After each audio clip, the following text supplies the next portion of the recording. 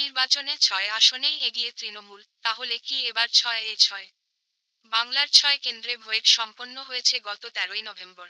ঠিক ১০ দিন পর ফল প্রকাশ হচ্ছে। গণনা কেন্দ্রের ২০০ মিটারের মধ্যে জারি থাকছে ১৬৩ ধারা।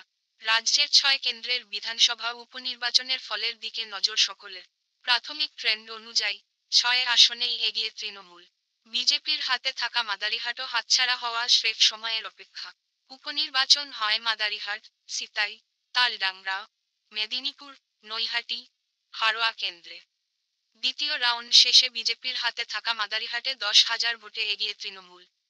অপরদিকে নৈহাটি দ্বিতীয় রাউন্ডের শেষে তৃণমূল ৮,৮৫৩ ভোটে এগিয়ে। হারোয়া বিধানসভা কেন্দ্রে পোস্টাল ভোটেও এগিয়ে তৃণমূল। তাৎপর্যপূর্ণভাবে, হারোয়া কেন্দ্রের দ্বিতীয় স্থানে উঠে আসছে আইএসএফ। হারোয়ায় দ্বিতীয় রাউন্ডে তৃণমূল প্রার্থী রবিউল ইসলাম পেয়েছেন ২৫,১১৫ ভোট। আইএসএফ প্রার্থী পিয়ারুল ইসলাম পেয়েছেন ২,০২৭ ভোট।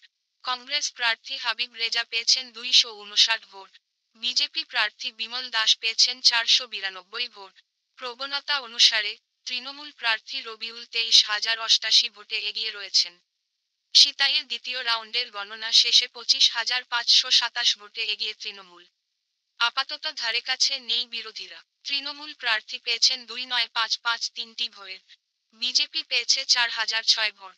প্রবণতা অনুসারে, তৃণমূল প্রার্থী রবিউল ২৩,০৮৮ ভোটে এগিয়ে রয়েছেন। সিতাইয়ের দ্বিতীয় রাউন্ডের গণনা শেষে ২৫,৫২৭ ভোটে এগিয়ে তৃণমূল। আপাতত ধারেকাছে নেই বিরোধীরা। তৃণমূল প্রার্থী পেয়েছেন ২৯,৫৫৩টি ভোট। বিজেপি পেয়েছে ৪,০০৬ ভোট। কংগ্রেস পেয়েছে ৫৩৫ ভোট। ফরওয়ার্ড ব্লক হয়েছে ৫০২ ভোট। মেদিনীপুর বিধানসভা কেন্দ্রে প্রথম রাউন্ডের পর দ্বিতীয় রাউন্ডেও এগিয়ে তৃণমূল। দ্বিতীয় রাউন্ডে আরও বৃদ্ধি হয়েছে ব্যবধান।